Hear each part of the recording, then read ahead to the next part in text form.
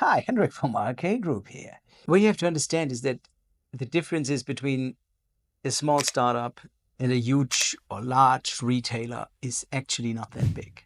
Because you have to think about what kind of products are you talking about. You're talking about office supplies. You're talking about staplers. You're talking about ball pens. You're talking about maybe rulers, maybe office chairs. So the situation is the difference is not the product. The only difference there can be is the quantity.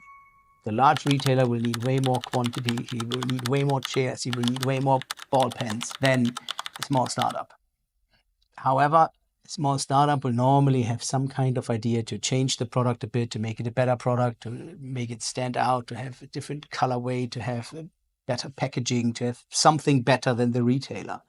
But in general, the office chair stays an office chair. The ball pen stays a ball pen. The product is the same. The general situation in the market is that the competition is so big and the competition is so fierce that pricing differences are actually not that big.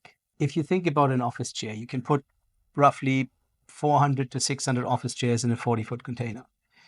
Now, for the manufacturer in China, it is, of course, great business to sell 10 containers instead of one container. However, the price, if you order 10 containers instead of one container, will not miraculously drop by half.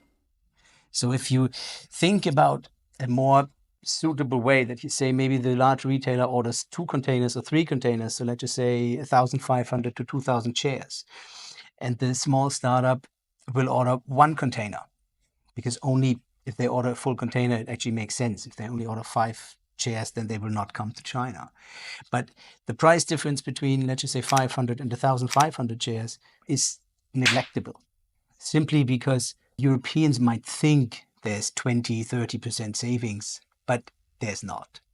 The reality is there simply is not, because the margins of the manufacturers in China are not 100 or 200%. It's simply because the margin is not that high. Prices are relatively stable.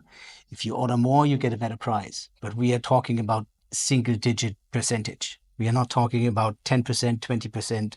We are talking about single-digit percent, maybe 2%, maybe 3%.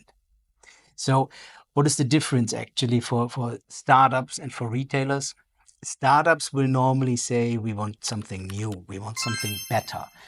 We maybe want different packaging. Maybe we spend more money on the packaging. While the retailer says, I want cheap, good quality, but cheap.